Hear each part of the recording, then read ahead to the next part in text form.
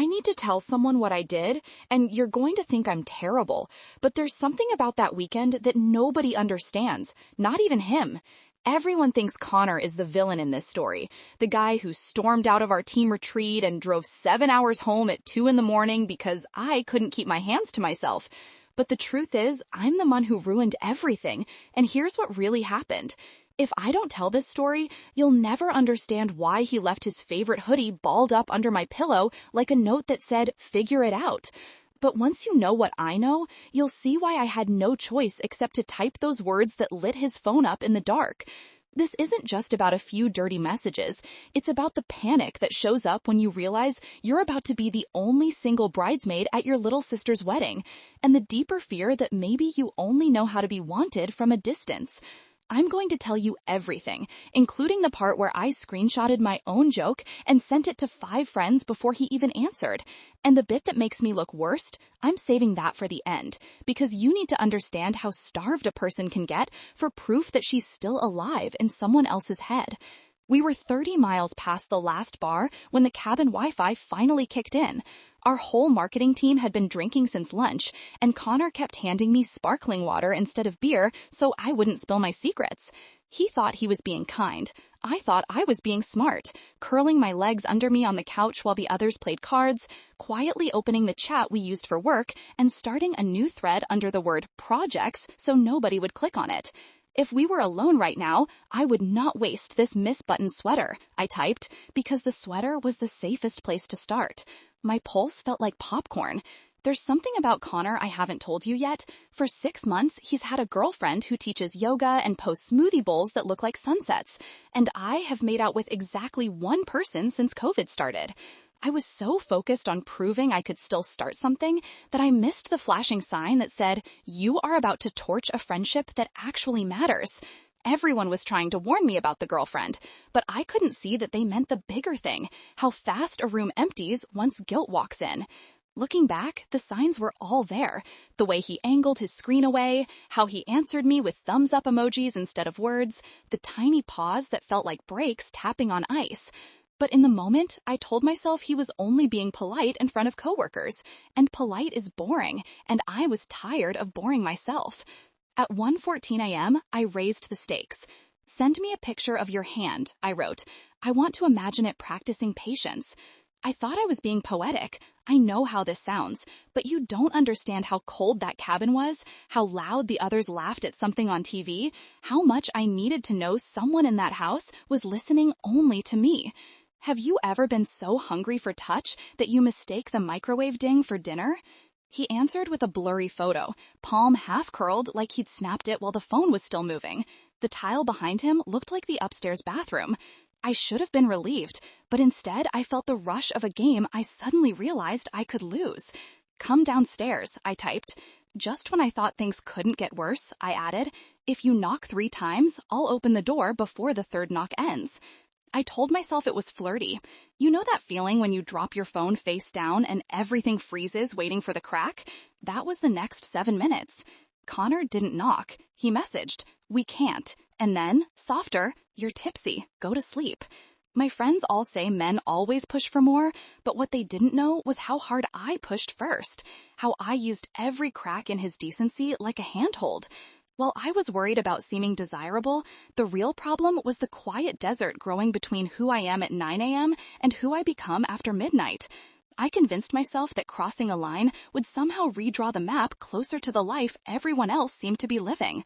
I left my room anyway. Floorboards creak like judgment when you're barefoot. The hallway smelled of pine cleaner and wet boots. Halfway down, I saw the thin bar of light beneath his door, heard the shower running, maybe a cold one, maybe he just needed noise. Everyone could see what was happening except me. Dramatic irony is funny until you're the joke.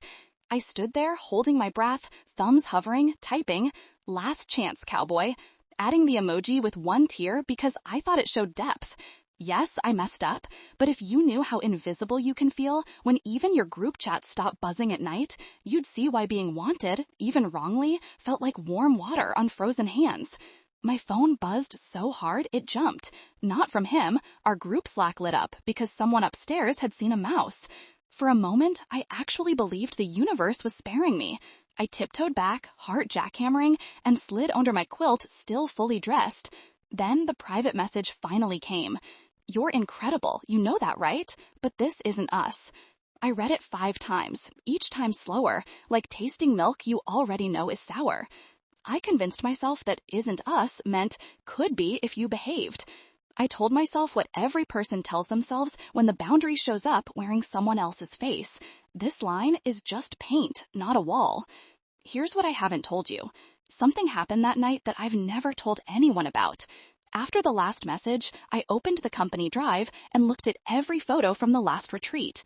Him carrying her yoga mat in one picture, her wiping smoothie from his beard in another. They looked like an ad for a life I didn't even want to buy, so why was I trying to shoplift it? The worst part about what happened isn't the sexting you think ruined him, it's that I screenshotted his "this isn't us" so I could reread the word "incredible" whenever self-esteem dipped below 20%. That admission changes everything because it shows the crime started earlier and ran deeper than 3 a.m. lust. I must have fallen asleep with the phone on my chest because at dawn it was still glowing. The house felt too quiet for 12 marketers. My door was ajar, I padded downstairs and found the kitchen note. Connor gone, car missing, project folders printed and stacked neat like a resignation. Everyone else whispered over coffee, scrolling his Instagram to see if he'd posted while driving. He hadn't. While everyone was worried about a crash, I was privately calculating whether incredible meant valuable or rare, and whether rare things feel loneliest right before they break. I thought I was protecting the friendship by staying silent, but actually, I was deleting the evidence, unsaving messages, clearing chat colors, deleting the projects thread. Just when I thought things couldn't get worse, HR sent a calendar invite titled "Check-in." Panic tasted like copper pennies. You're probably thinking he reported me, but it gets worse. He didn't. He told our manager he had a family emergency. He left me a clean exit, and that kindness felt like a slap, because mercy from someone you've wronged is the loudest form of goodbye.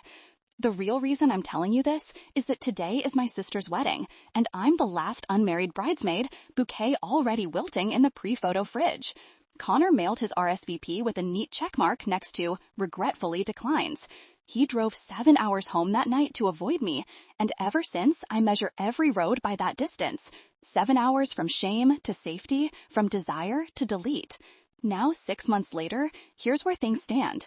I practice yoga alone in my living room, I blend spinach that never looks like a sunset, and I still have that screenshot, though I keep it zipped inside a folder labeled taxes, like a poison capsule I'm too scared to swallow.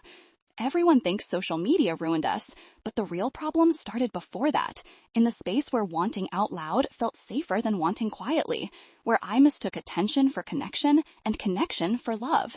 I open it sometimes just to feel the pop of the popcorn pulse again, and every time I read the word "incredible," I remember that the worst part isn't that he left, it's that he was kind enough to call me something beautiful on his way out the door, and I still don't know how to be that word without burning the house down.